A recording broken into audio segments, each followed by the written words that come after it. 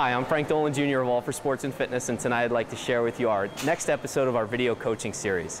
Tonight we're going to go through our Core 101 exercises to make sure that when you go ahead and go through your program, you have your body in proper alignment, proper position to get the most out of your program and make sure you don't get hurt.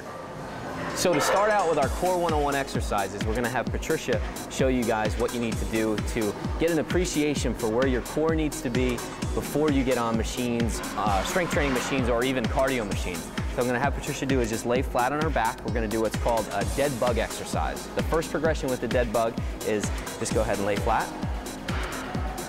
She's going to bring both knees up to 90 degrees, okay? So her knees are above her hips. And from this position, all I'm going to have her do is put her hands behind her lower back.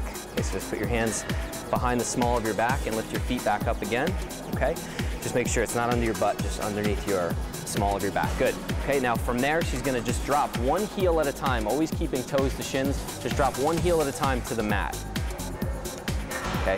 Now the whole time she does this, the reason she has her hands underneath her back is to check and make sure that she's not arching her back in this position. In order to do that, she's got to brace her abdominals, okay, to tighten up her core. So go ahead and drop the other side, and right back up, and go ahead and alternate to the opposite side. Okay, so this is an exercise you can do for a set of 20 to get a little bit of core endurance in this position. If you feel your back arching, it probably means you don't have enough core stability to move your legs around it. So from there, what I'll have her do is now start with her heels on the ground, and she's going to do the same, basically the same thing, but bring one knee to her chest at a time. So go ahead and bring your knees up. Now in this position, instead of arching her back, what her back wants to do if she has a weak core is flatten her hands. And you're just using your hands here as a guide to make sure that that doesn't happen. So she's just going to tighten up her abdominals and move one knee to chest each time, and she should feel that in her stomach. Okay. Then to progress the previous exercise, what she can do is bring both knees up and then drop a heel out as low as she can to the ground, one at a time, and right back up. Not everybody's going to have the strength enough to do this, so what you can do is just gradually work your heels out from 90 degrees to opening up that angle a little bit more with your knee each time. These are called the dead bug progressions.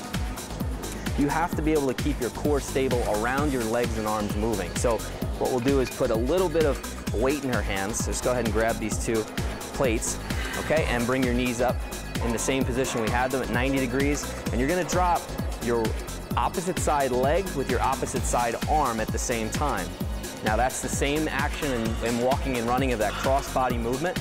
She's just keeping stable through her core, and as a trainer, or as you could have a workout partner, just put your hand underneath the small of your back just to check and make sure you're not moving your torso. And that's really the essence of core training, is to not move your torso.